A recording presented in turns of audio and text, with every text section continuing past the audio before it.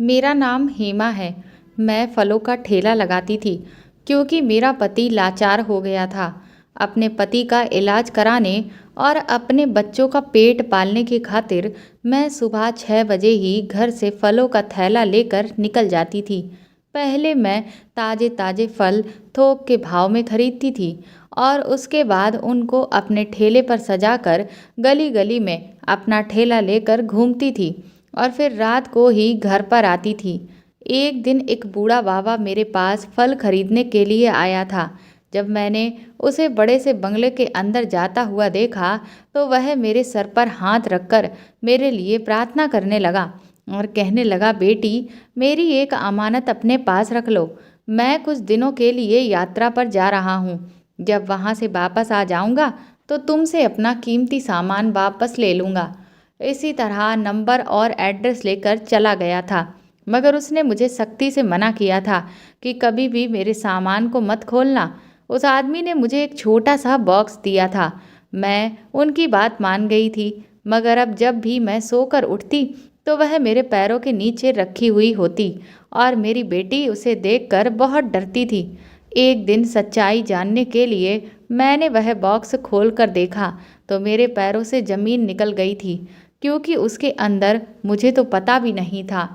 एक दिन किसी अजनबी के हाथों मेरी ज़िंदगी हमेशा हमेशा के लिए बदल जाने वाली है। मेरी बेटी, जिसमें मेरी जान बसती थी, वह एक अजनबी तांत्रिक बाबा के हाथों से इतनी ज़्यादा परेशानी से गुजरेगी।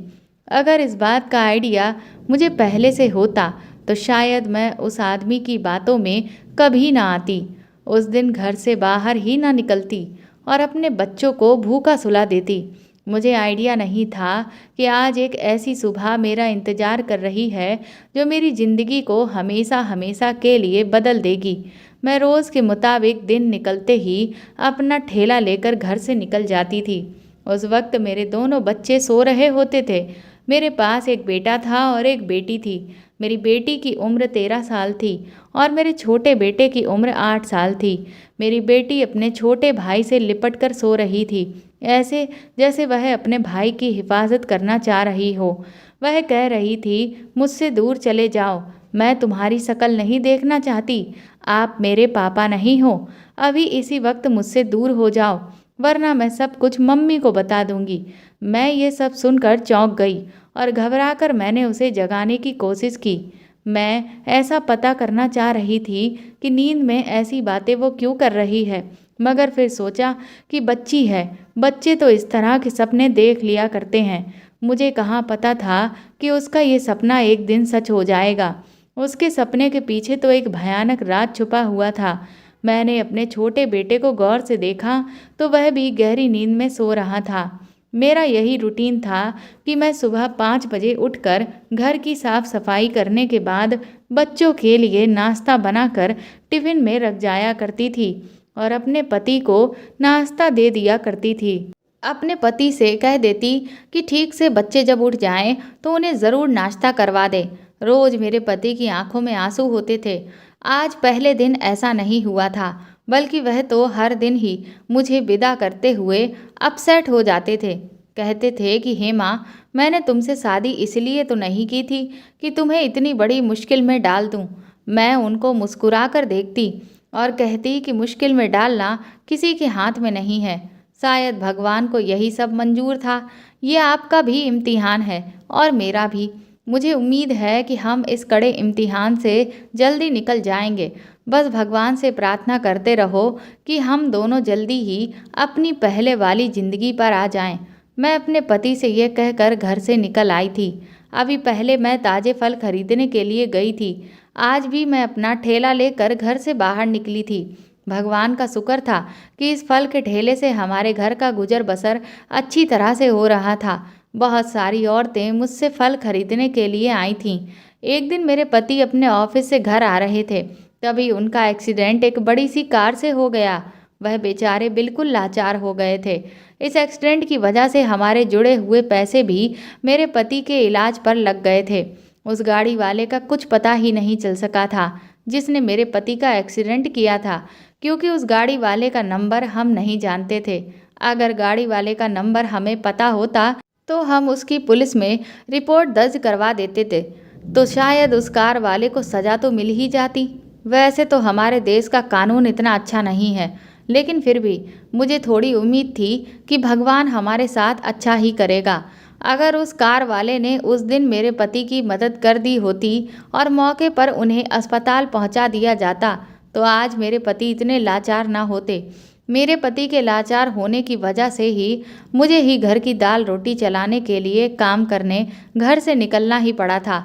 वरना कौन औरत होती है जिसको अपने घर की गृहस्थी और बच्चों को घर में अकेला छोड़कर नौकरी करने के लिए घर से बाहर सड़कों पर निकलने जाना पड़े और अच्छा लगे। मेरे पति बहुत अच्छे थे। जब वह ठीक थे तब उन्होंने मेरी हर ख्वाहिश को पूरा किया था। मुझे और मेरे बच्चों को किसी चीज़ की कोई कमी नहीं होने दी थी। मैं अपने आप को बहुत भाग्यशाली समझती थी। मेरे पति ने कहा था कि बस तुम भगवान से प्रार्थना करो कि मैं जल्दी ही ठीक हो जाऊं। मेरे ठीक होते ही मैं कभी भी तुम्हें ये काम करने नहीं दूंगा। मेरे लिए तो वैसे भी यही मायने रखता था कि मेरे पति जल्द से जल्द ठीक हो जाएं। मेरे बच्चे तो पेट भरकर खा लें, वरना तो जैसे हमारे घर के हालात हो गए थे तो हम लोग भूखे मर जाते। मैं अपना ठेला ले जाकर गली गली में फल बेच रही थी। तभी किसी ने मुझे रुकने का इशारा किया था।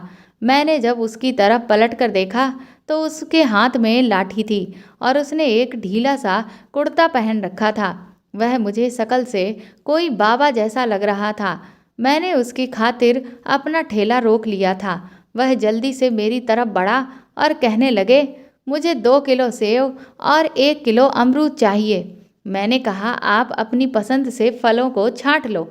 उन्होंने कहा, अरे बेटी, मैं पहली बार फल खरीदने के लिए निकला हूँ। मैंने कहा, ठीक है, मैं आपको सही सही फल छांट कर दूंगी। वो बाबा बोले, बेटी, तुम्हें देखकर मुझे बहुत खुशी हो रही है। मेरे हिसाब से औरत को भी किसी से पीछे नहीं रहना चाहिए, मर्द के कंधे से कंधा मिलाकर काम करना चाहिए। मैं बाबा जी की बात सुनकर मुस्कुराने लगी थी। फिर उन्होंने कहा कि मैं तीर्थ यात्रा पर जा रहा हूँ, प्रार्थना करना कि मेरी यात्रा सफल रहे। मैं मुस्कुराकर कहने लगी, बाबा जी, अगर आपके लिए माता रानी का बुलावा आया है तो समझ लीजिए माता रानी आपको अपने पास बुलाना चाहती हैं और अपने दर्शन करवाना चाहती हैं। उनकी आंखों में आंसू आ गए और वो कहने लगे कि मुझ जैसे पापी माता रानी के दर्शन इतनी आसानी से कैसे कर सकते हैं। मैं बोली कि आप वहाँ जाओ तो मेरे लिए भी प्रार्थना ज़रूर करना। मैंने कहा, बाबा जी, मेरे लिए प्रार्थना करना कि मेरी सारी परेशानियाँ खत्म हो जाएं। वह बाबा जी कहने लगे, हाँ बेटी, मुझे मालूम है हर माता पिता के लिए उसकी औलाद बहुत प्यारी होती है। मैं दिल से प्रार्थना करूँगा कि तुम्हारे बच्चों के ऊपर से हर परेशानी खत्म हो जाए। तुम्हें बच्चों की ही परेशानी है ना, इसीलिए तुम परेशान नजर आ रही हो। बच्चों का बिहेवियर समझने में वक्त हो रहा है ना। बाबा जी ने बड़ी अजीब बातें कर दी थी। मैंने इनकार करते हुए सिर हिला दिया और कहा कि नहीं, ऐसी तो कोई बात नहीं। भगवान की कृपा से मुझे बच्चों की तरफ से कोई परेशानी नहीं है। मैं तो अपने पति की वजह से परेशान हूँ। मेरा पति बीमार है और लाचार है। वह कोई काम धंधा नहीं कर सकता, इसीलिए तो मुझे फल का ठेला लेकर घर से निकलना पड़ गया। बाबा जी कहने लगे, तुम्हारे पति के लिए प्रार्थना करूं या फिर तुम्हारे बच्चों के लिए? मैं उनकी बात सुनकर हैरान रह गई थी। बच्चे मासूम होते हैं, मैं तो तुम्हारे बच्चों के लिए ही प्रार्थना करूंगा। वो बाबा जी और उनकी बातें मुझे बड़ी अजीब लगने लगी थी। फिर वह कहने लगे, तुम जानती हो क्या इस दुनिया में कोई भी चीज़ फ्री में नहीं मिलती। अगर तुम चाहती हो कि मैं तुम्हारे लिए प्रार्थना करूं तो तुम्हें उसकी कीमत चुकानी होगी। मैं चक्कर में पड़ गई और बड़ी हैरानी से बाबा जी के चेहरे की तरफ देखने लगी तो वो कहने लगे, तुम मेरे फल अपने पास रखो, मैं अभी आता हूँ। मैंने उनके फलों का थैला अपने पास ही रख लिया था, जबकि वह मुझे फलों के लिए पैसे भी दे चुके थे और वह यह कहकर सामने बने हुए बड़े से बंगले के अंदर चले गए थे। मैं बड़ी हैरान हो गई थी कि कौन है ये और ये किस तरह की बातें कर रहे हैं। उन्होंने मुझसे कहा था कि मेरा 5 मिनट तक इंतज़ार करो, मैं अभी आता हूँ। मेरे पास भी इंतज़ार करने के अलावा कोई और चारा नहीं था। मैं तो ये देखकर हैरान हो रही थी कि बूढ़े आदमी इतने बड़े बंगले में कैसे चले गए थे और अगर वही इस बंगले के मालिक थे तो फिर वह तीर्थ यात्रा पर जाने के लिए इतने परेशान क्यों नजर आ रहे थे। मैं अभी अपने दिमाग में यही सारी बातें सोच रही थी कि बाबा जी वापस लौट आए थे। उनके हाथ में काले रंग का बॉक्स था। पहले उन्होंने मेरे सर पर हाथ रखा और मुझे आशीर्वाद देने लगे। फिर उन्होंने अपना दूसरा हाथ मेरी तरफ बढ़ाया और कहने लगे कि ये मेरी अमानत है, इसे तुम्हें अपने पास संभाल कर रखना है। जब मैं तीर्थ यात्रा से वापस आ जाऊंगा तो तुमसे अपनी अमानत वापस ले लूंगा। तुम्हारी जिम्मेदारी है। इसके बदले में मैं तुम्हारे लिए माता रानी के दर्शन करने के बाद उनसे बहुत सारी प्रार्थना करूंगा और भगवान ने रहम किया तो ज़रूर तुम्हारी परेशानी जल्दी ही दूर हो जाएगी और तुम्हारी ज़िंदगी पहले की तरह आसान हो जाएगी। मैं उनकी बात सुनकर हैरान थी। जाते जाते उन्होंने मुझसे मेरे घर का एड्रेस और मेरा मोबाइल नंबर भी ले लिया था कि जब वह तीर्थ यात्रा से वापस आएंगे तो अपनी अमानत मुझसे वापस ले जाएंगे। उनको फल देने के बाद मुझे बहुत तसल्ली हुई थी और उनके सामान को मैंने अपने ठेले के नीचे दबा कर रख दिया था। मेरे सारे फल बिक गए थे तो मैं रात को 8 बजे तक अपने घर चली गई थी। घर जाने के बाद मैंने उन बाबा की अमानत को अपनी अलमारी में संभाल कर रख दिया था। मुझे वह बॉक्स रखते हुए मेरी बेटी ने देख लिया था। मैंने अपनी बेटी से कहा था कि ये किसी की अमानत है, इस सामान को मेरी अलमारी में इसी तरह से रखे रहने देना, इसके साथ कोई छेड़छाड़ मत करना। दिन इसी तरह से गुजर रहे थे। मैं हर दिन की तरह अपना ठेला लगाकर फल बेच रही थी। तभी अचानक मेरे पास किसी की कॉल आने लगी। मैंने जल्दी से कॉल अटेंड कर ली थी क्योंकि कॉल किसी और की नहीं बल्कि मेरी बेटी के स्कूल टीचर की कॉल थी। मैंने उन्हें नमस्ते किया। उसके बाद उनसे अपनी बेटी के बारे में पूछा था। मेरी बेटी रिया की टीचर कोई भी बात होती थी तो मुझे फ़ोन पर बता देती थी, इसलिए उनकी कॉल आने से मुझे किसी तरह की कोई परेशानी नहीं होती थी। मैं ये नहीं सोचती थी कि वह मेरी बेटी की शिकायत करने के लिए ही मुझे कॉल कर रही हैं, क्योंकि मेरी बेटी शुरू से ही बहुत इंटेलिजेंट थी। उसने कभी पढ़ाई में शिकायत का कोई मौका ही नहीं दिया था। मुझे फ़िक्रमंद होना ही नहीं पड़ता था। रिया की टीचर कहने लगी कि मुझे पता है कि इस वक्त आप ही घर का खर्च चला रही हो, मगर आपको ये बात भी इग्नोर नहीं करनी चाहिए कि जब एक बच्चा अपने माता पिता को तकलीफ़ की हालत में देखता है तो टूट कर रह जाता है। इस कड़े वक्त में बच्चों को सहारे की ज़रूरत होती है। प्लीज़ आप अपनी बेटी का सहारा बनिए। सिर्फ खाना पीना ज़रूरी नहीं होता, इंसान की फीलिंग्स भी कुछ मायने रखती हैं। मैं जानती हूँ कि आप मजबूर हैं, इसलिए अपनी बेटी को वक्त नहीं दे पा रही हो, मगर ये इस तरह से आपका बिजी रहना आपकी पर्सनल लाइफ पर बहुत असर डाल रहा है। पहले जो लड़की हर सब्जेक्ट में 100% लेकर आई थी, अब वह पढ़ाई से दूर हो गई है। आपकी बेटी तो बुक तक खोल कर देखने की हिम्मत नहीं करती है। आप ही अपनी बेटी को परेशानी के टाइम पर सहारा दे सकती हो। मैं तो टीचर की बातें सुनकर हैरान रह गई थी। ये भला कैसे हो सकता था? और क्लास में फर्स्ट आने वाली मेरी बेटी पढ़ाई से जी चुराने लगी थी। ऐसा कैसे हो सकता था? मेरी तो कुछ भी समझ में नहीं आ रहा था। मैंने अपना ठेला उसी टाइम उठाया और मैं घर की तरफ जाने लगी थी। अभी तक मेरे सारे फल बिके भी नहीं थे, लेकिन मैं फिर भी घर जाना चाहती थी क्योंकि अब मेरा फल बेचने का मन नहीं कर रहा था। ये बात सच थी कि मेरे बच्चों को मेरी बहुत ज़रूरत थी। आज का दिन मैं अपने बच्चों के साथ गुजार कर खुद को सुकून देना चाहती थी, पर घर में दाखिल हुई तो मेरे दोनों बच्चे मुझे देखकर बहुत खुश हो गए थे और मेरी तरफ बढ़कर आने लगे थे। मैंने एक एक करके अपने दोनों बच्चों को प्यार किया था। मेरे पति मेरी बेटी की तरफ देखकर कहने लगे, बेटा अपनी मम्मी के लिए पानी लेकर आओ। मैंने अपनी बेटी की तरफ देखा तो उसके चेहरे पर गुस्से से भरे एक्सप्रेशन नजर आए थे। उसने अपने पिता की बात को इग्नोर करके उनकी तरफ देखा था और फिर नफरत से मुंह फेर लिया था। ये नज़ारा देखकर तो मेरा दिल धक्क से रह गया था। क्या मेरी बेटी अपने लाचार पिता से नफरत करने लगी थी? मैंने अपनी बेटी की तरफ घूर कर देखा और कहने लगी, क्या बात है रिया, तुमने सुना नहीं? तुम्हारे पापा तुमसे किसी काम को कह रहे हैं। रिया चुपचाप किचन की तरफ चली गई और मुझे पानी लाकर थमा दिया।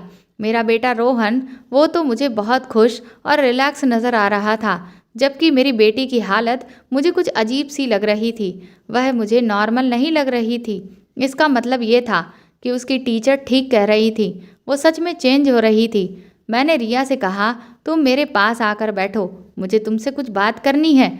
वो मुझसे कहने लगी, मम्मी मैं कमरे में जा रही हूँ, आप भी उधर ही आ जाना, मैं यहाँ पर बैठना नहीं चाहती। वह इतना कहकर अपने कमरे में चली गई थी, जबकि मैं बड़ी हैरानी भरी नज़रों से अपने पति की तरफ देख रही थी। मेरे पति के चेहरे के रंग बदल गए थे। वह कहने लगे, मैं अपनी तरफ से बच्चों का बहुत ख्याल रखता हूँ, हर तरह से उनकी फ़िक्र करता हूँ और उनकी ज़रूरत का पूरा ख्याल रखने की कोशिश कर रहा हूँ, मगर एक पिता कभी भी माँ की जगह तो नहीं ले सकता ना। मैं तुमसे बहुत शर्मिंदा हूँ हेमा, तुम्हें मेरी मजबूरी की वजह से घर से निकलना पड़ता है। मैं क्या करूँ, ये मेरे बस में नहीं था। मेरी तो यही प्रार्थना है कि मैं जल्द से जल्द ठीक हो जाऊँ और मैं काम पर जाने लगूँ। फिर तुम घर में रहना, बच्चों का ख्याल रखना। शायद बच्चे मेरे कहने में नहीं रहे। मैं अपने पति के किसी भी सवाल का कोई जवाब नहीं देना चाहती थी, क्योंकि मुझे पता था कि मेरा कोई भी जवाब उन्हें परेशानी में डाल सकता है। मैंने अपने पति के कंधे पर हाथ रख दिया और कहा, भगवान सब कुछ ठीक कर देगा, जल्दी हम इस परेशानी से निकल जाएंगे। और मैं अपनी बेटी के कमरे में आ गई थी। रिया मुझे देखकर कहने लगी, मम्मी आज बहुत जल्दी घर वापस आ गई हो, मुझे इस बात से बहुत खुशी हुई। मैंने भी मुस्कुराकर अपनी बेटी के पास बैठ गई थी और उससे उसका स्कूल बैग खोलने के लिए कहा। उसने अपने स्कूल बैग मुझे खोल कर दे दिया था। मैंने उसकी सारी कॉपियाँ देखीं, जिसमें वर्क कंप्लीट नहीं था और उसके मार्क्स भी बहुत कम आए हुए थे। ये सब देखकर रिया के चेहरे का रंग उड़ गया था। वह खामोशी से मुझे देखती रही थी। मैंने उसकी कॉपी उसके सामने रख दी और एक कॉपी का वर्क पलटती जा रही थी। हर सब्जेक्ट में उसके नंबर्स बहुत ही कम थे। मैंने उसकी आंखों में आंखें डालकर उससे पूछा कि क्या तुम पढ़ाई में इतनी नालायक हो गई हो? तुम तो बहुत ज़्यादा इंटेलिजेंट थी, अब मगर तुम्हें क्या हो गया? मैंने देखा कि मेरी बात सुनकर मेरी बेटी की आंखों में आंसू आ गए थे। वो कहने लगी, आप नहीं जानती हैं कि मैं किस परेशानी से गुजर रही हूँ। मैं अपनी 13 साल की बेटी के मुंह से ऐसी बात सुनकर दंग रह गई थी। मैं कहने लगी, इतनी सी उम्र में कौन सी परेशानियां हैं? माना कि तुम्हारे पिताजी बीमार हो गए हैं, ये बहुत बड़ी फिक्र की बात है, मगर मैं तुम लोगों के सर पर अभी मौजूद हूँ। तुम्हें किसी भी चीज़ के लिए परेशान होने की कोई ज़रूरत नहीं। तुम्हारे पिता जल्दी ठीक हो जाएंगे। मेरी बात सुनकर मेरी बेटी के चेहरे के एक्सप्रेशन बदल गए थे। वह झटके से उठी और खड़े होकर कहने लगी, पिताजी ठीक हों या ना हो, मुझे इस बात से कोई फ़र्क नहीं पड़ता। मैं चाहती हूँ कि मेरी माँ मेरे साथ रहे, बस मुझे अपनी माँ के साथ की ज़रूरत है। ये कहकर वो कमरे से बाहर निकल गई। मैं शॉक में बैठी हुई थी, खुद को संभालने की कोशिश कर रही थी। मेरी बेटी ने कभी इस तरह से मुझसे बात नहीं की थी और अब तो वो बहुत ज़्यादा चिड़चिड़ी भी रहने लगी थी। ना जाने बैठे बिठाए मेरी बेटी को क्या हो गया था। अब मेरे दिमाग में वह बाबा जी की बातें घूमने लगी थीं। उन्होंने मुझसे कहा था कि मेरे बच्चों को प्रार्थनाओं की ज़रूरत है। ना जाने ये क्या मैटर था जो मुझसे अभी तक छुपा हुआ था। मैं जल्द से जल्द अपनी बेटी को इस परेशानी और तकलीफ़ से निकालना चाहती थी। अब मैंने अपने बेटे को कमरे में बुलाया और उससे पूछा, बताओ कि तुम्हारी दीदी को क्या हुआ है? आजकल वह इतनी ज़्यादा परेशान क्यों रहने लगी है? मेरे बेटे ने मेरी बात सुनकर मुझे बताया कि दीदी आज पहली बार परेशान नहीं हुई, बल्कि वो तो अब हमेशा ही ऐसे गुस्से में और परेशान सी रहने लगी है। पिताजी कोई बात करते हैं तो उन्हें काट खाने को दौड़ती है। पिताजी दीदी से अगर किसी काम को कहते हैं। अपने बेटे की ये बात सुनकर मुझे तो यही लगा था कि दोनों बाप बेटी का ही कोई मैटर है, मगर ऐसा भी क्या मैटर था जो मुझे समझ नहीं आ रहा था। मेरी फिक्र तो अब दिन ब दिन बढ़ती चली जा रही थी, क्योंकि मेरी बेटी का बिहेवियर बहुत गुस्से वाला होता चला जा रहा था। लेकिन ये सारी बातें मैं अपने पति से शेयर नहीं कर सकती थी, क्योंकि मुझे पता था कि इस तरह की बातें करने से मेरे पति का दिल टूट जाएगा। मैंने अब इरादा बनाया था कि मैं घर के हर मैटर पर अब अपनी गहरी निगाह रखूंगी और जहाँ भी मुझे कुछ गड़बड़ नज़र आएगी तो मैं उसे ठीक करने की पूरी कोशिश करूंगी। मगर जबकि मुझे काम पर भी जाना पड़ता था, अगर मैं अपना काम नहीं करती तो फिर घर के खर्चे में कमी आ जाती और फिर हम लोग क्या खाते। इन दोनों के घर पर रह जाने के बाद भी मुझे फिक्र होती थी। पहले तो मैं सुबह ही घर से निकल जाती थी और रात होने पर ही घर को वापस लौट कर आती थी, लेकिन अब मैं कोशिश किया करती थी कि जल्दी से जल्दी मैं फ्री होकर घर पहुंच जाऊं। आज भी मैं जल्दी ही घर आ गई थी। जैसे ही मैंने दरवाज़ा खोला, मुझे अपनी बेटी नज़र आ गई थी, जो बहुत ज़्यादा परेशान लग रही थी और मुझसे कहने लगी कि अच्छा हुआ माँ, आज आप जल्दी घर आ गई हो। घर में तो मेरा दिल ही नहीं लग रहा था। इसके बाद मैं तो अपने घर के कामों में बिजी हो गई थी और मैंने देखा कि मेरी बेटी मेरे कमरे के अंदर मेरी अलमारी के पास खड़ी हुई न जाने क्या कर रही थी। मैंने उससे सवाल भी किया कि बेटी क्या निकाल रही हो, तो उसने मुझे कुछ नहीं बताया। वह घबरा कर वहाँ से निकल गई। मैंने सोचा कि शायद उसे मेरा कोई सामान इस्तेमाल करना होगा, तभी तो मेरी अलमारी के अंदर झांक रही होगी। मैंने देखा कि आज मेरी बेटी छोटी छोटी बातों पर बहुत ज़्यादा गुस्सा कर रही थी। मैंने अपने बेटे से पूछा कि आज तुम्हारी दीदी को गुस्सा क्यों आ रहा है। मेरे बेटे के जवाब देने से पहले ही मेरे पति कहने लगे, तुम भी कमाल करती हो, छोटी सी बेटी के लिए इतनी परेशान मत हुआ करो। तुम्हें तो पता है कि इस उम्र में बच्चे अक्सर पढ़ाई के लोड की वजह से ऐसे हो जाते हैं। और इस बारे में मैंने ज़्यादा कुछ सोचा भी नहीं, मैं अपने काम में लग गई थी। इस बारे में मैंने अपनी बेटी से भी कोई बातचीत नहीं की थी। मुझे पता था कि कुछ ना कुछ तो गड़बड़ ज़रूर है। शायद मेरी बेटी अपने पिता की लाचारी की वजह से उनसे चिढ़ने लगी थी। मैं ये प्रार्थना कर रही थी कि भगवान सारा सच जल्दी ही मेरे सामने ला जाए, ताकि मैं अपनी बेटी को मुसीबत और परेशानी से निकाल सकूं। ना जाने मेरी बेटी किस वजह से परेशान है और वह किस परेशानी में उलझी हुई है। मैं अपनी बेटी की वजह से बहुत परेशान रहने लगी थी। रात को मुझे उसी की टेंशन रहती थी और मैं सो भी नहीं पाती थी। मुझे अचानक एक रात रिया के कमरे से चिल्लाने की आवाज़ आने लगी। मैं तो घबरा गई और भागकर जब मैं अपनी बेटी के कमरे की तरफ पहुंची तो वह सपने में डर रही थी और बार बार चिल्ला रही थी और कह रही थी, मुझसे दूर हो जाओ पापा, मेरे पास आने की कोशिश मत करना, वरना मैं यहाँ से भाग जाऊँगी और मम्मी को सब कुछ बता दूँगी। मुझसे बुरा आपके लिए कोई नहीं होगा। मेरी बेटी जोर जोर से पापा पापा चिल्ला रही थी, कह रही थी कि मुझसे दूर हो जाओ अभी और इसी वक्त। रिया की हालत देखकर मैं परेशानी का शिकार हो चुकी थी। मैंने अपनी बेटी को झंझोल कर उठाने की कोशिश की ताकि उसका सपना टूट जाए और वह जाग जाए। मेरी बेटी एकदम ही घबराकर उठी और मेरे गले से लगकर जोर जोर से रोने लगी। मैंने उसके सर पर हाथ फेरा और उसे चुप कराने की कोशिश कर रही थी। अपनी बेटी के आंसू देखकर मैंने अपने आंसुओं को छुपा लिया था। मैंने कहा, रिया, शायद तुमने कोई डरावना सपना देख लिया था। मुझे भी बताओ कि तुमने आखिर ऐसा क्या देखा था जिसकी वजह से तुम इतना जोर जोर से चिल्ला रही थी। वो कहने लगी, माँ, पापा। फिर मेरी बेटी झट से मेरे गले लग गई थी। मैंने कहा, बोलो रिया, क्या कहना चाहती हो, बताओ, मुझे पूरी बात बताओ। वो इनकार करते हुए कहने लगी कि ऐसी बात है कि मैं आपको बता नहीं सकती। उसकी बात सुनकर तो मेरा दिल जोर जोर से धड़कने लगा था। मैं कहने लगी, तुम्हें जिस तरह की परेशानी है तुम मुझे बताओ। उसने इनकार करते हुए कहा, मैं कुछ भी नहीं बताऊंगी जब तक आप सारी चीज़ों को अपनी आंखों से नहीं देख लेती। मैं अपनी बेटी की तरफ बड़ी हैरानी से देखती रह गई थी। उसकी उम्र तो नहीं थी इतनी। उसकी उम्र के बच्चे तो अपने माता पिता से हर बात को शेयर करते हैं। मैं अपनी बेटी को तसल्ली देकर खामोशी से अपने कमरे में चली आई थी। मैं ये देखकर हैरान रह गई थी कि मेरा पति अभी तक जाग रहा था और वह मेरी तरफ देखकर सवाल करते हुए कहने लगा, क्या बात है रिया, क्यों चिल्ला रही थी? मैं अपने पति की तरफ गुस्से से देखकर चिल्लाते हुए कहने लगी, इस बात के बारे में तो आपको ही पता होगा। मैं तो घर में नहीं होती हूँ।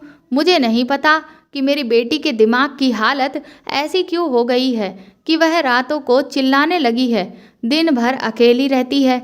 मेरी बातें सुनकर मेरे पति के चेहरे के रंग उड़ गए थे। वो कहने लगे, मैंने कभी बच्चों में फ़र्क नहीं किया। मैं दोनों बच्चों से बराबर का प्यार करता हूँ। मुझे ये सब कुछ क्या हो रहा है नहीं पता। तुम्हें एक बात बताऊँ, क्या रिया मुझसे दूर होती चली जा रही है? ना जाने कि वह मुझसे नफरत करने लगी है। मुझे इस बारे में पता तो नहीं। तुम्हें ही अपनी बेटी से इस बात की वजह पूछने की कोशिश करनी होगी। मैंने बड़ी गौर से अपने पति के चेहरे को देखा। उनके चेहरे पर रिया के लिए कोई फिक्र नहीं थी। मैंने कहा कि रिया ने आपके बारे में तो मुझे कोई बात ही नहीं कही थी।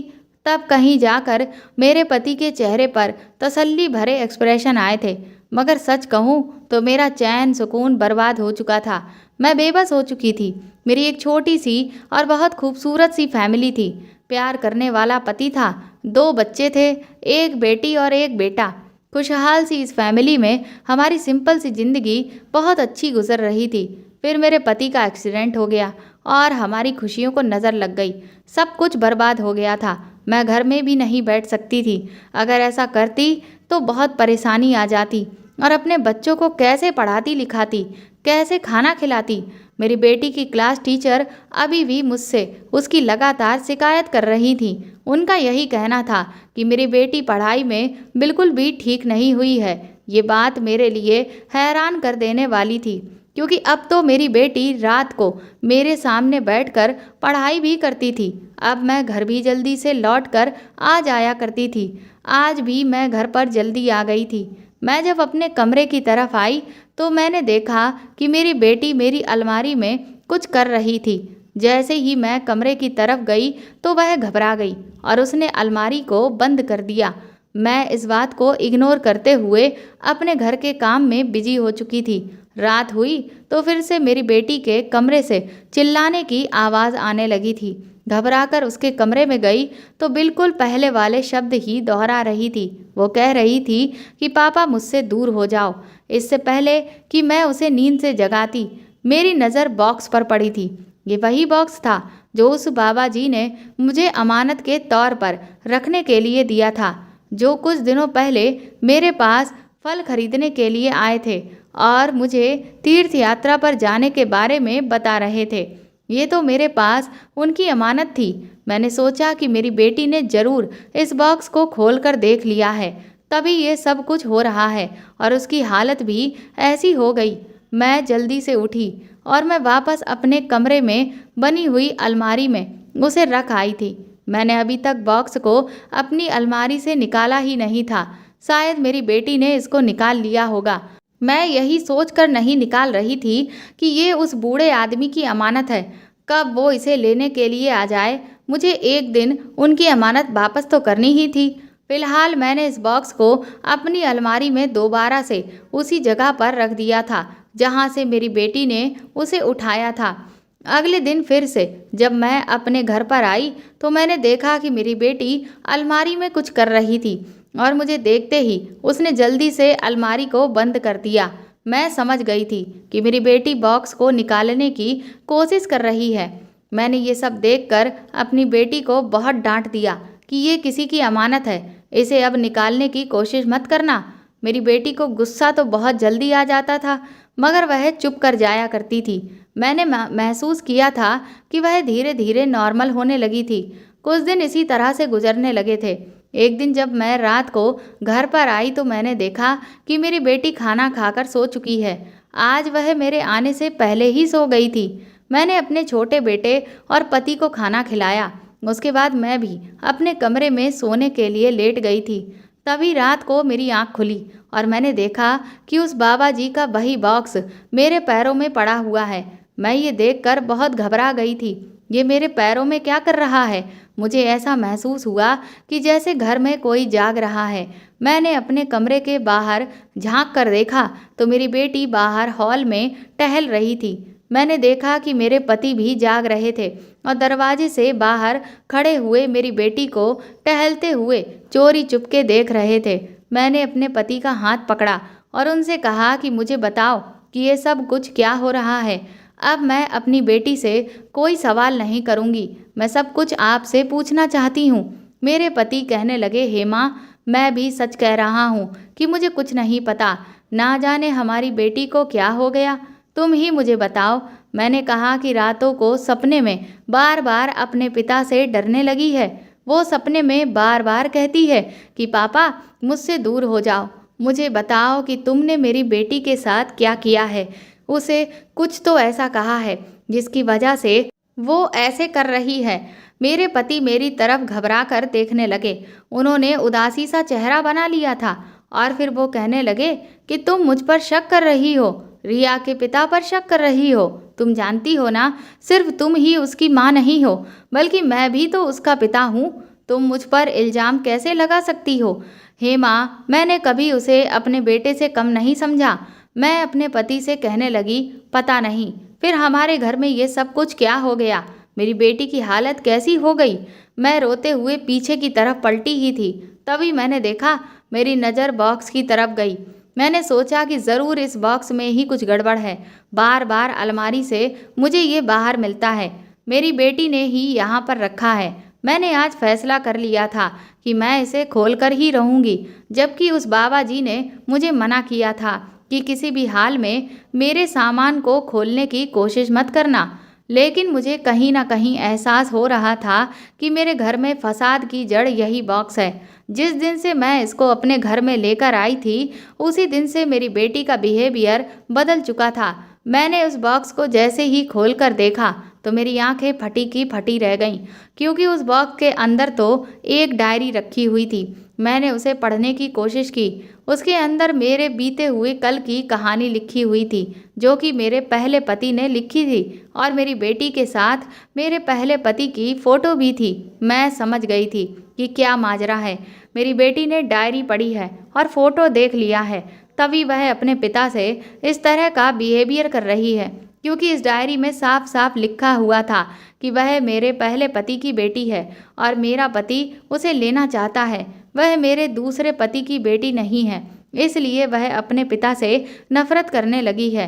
दरअसल जब मैं 20 साल की थी तो मेरी फैमिली वालों ने मेरी शादी एक ऐसे लड़के के साथ कर दी थी जो बहुत अमीर था और मुझसे ज़्यादा खूबसूरत भी था, मगर मैं मिडिल क्लास परिवार से बिलोंग करती थी। जब अमीरों के घर से मेरे लिए रिश्ता आया तो मेरे घर वाले बहुत खुश हो गए थे कि उनकी बेटी जिंदगी भर खुश रहेगी।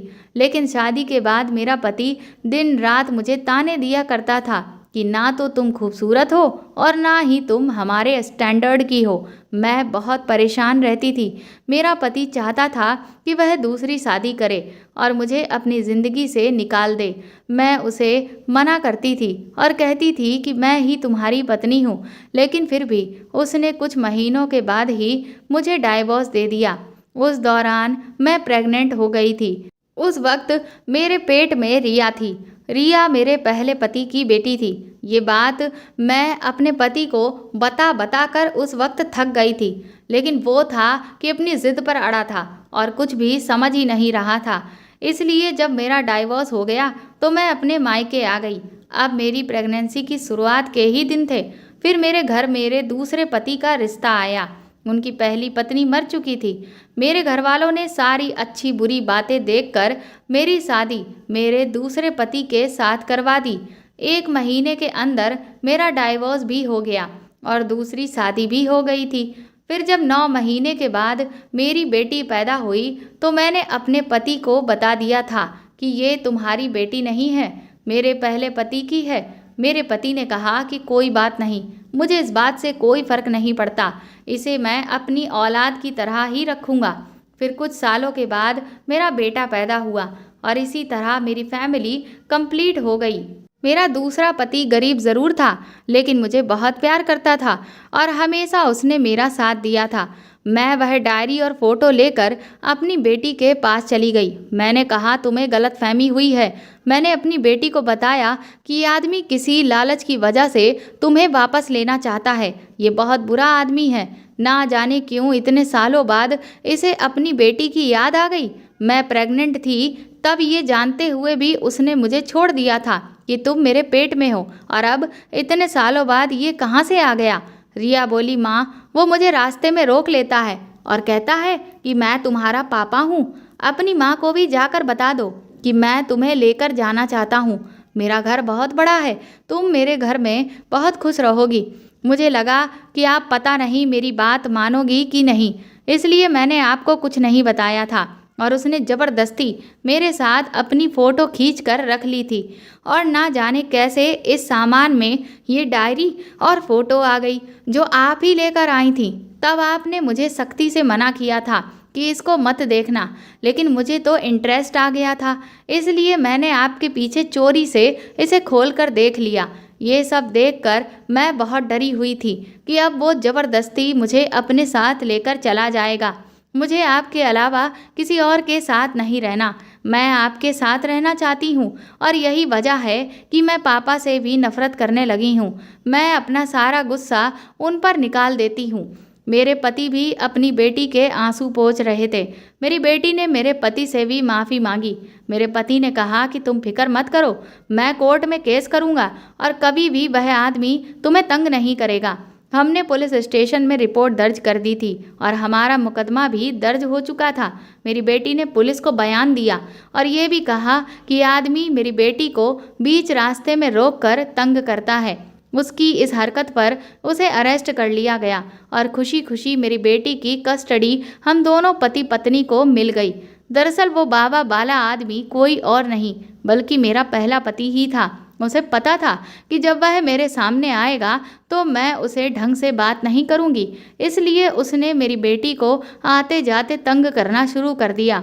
और वे ये जानता था कि मैं कहीं बीच रास्ते में हंगामा ना कर दूं, इसलिए उसने बाबा का भेष बदल कर मुझसे बात करने की कोशिश की। मैं उसे पहचान नहीं सकी थी क्योंकि मैंने उसे 12 साल बाद देखा था और उसका भेष भी बदला हुआ था, इसलिए मैं उसे पहचान नहीं सकती।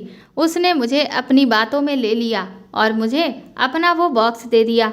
उसे पता था कि कोई भी इंसान किसी राज को जाने बिना रुक नहीं सकता, इसलिए उसने मुझे वह बॉक्स दिया और कहा था कि इसे खोलकर मत देखना। लेकिन मैं बहुत ईमानदार औरत थी, मैंने उसकी अमानत को संभाल कर रख दिया था। लेकिन मेरी बेटी ने उसे खोलकर देख लिया। वह मेरा पति जिसे मैं बाबा समझ रही थी, इसीलिए मैं उसकी बातों में आ गई।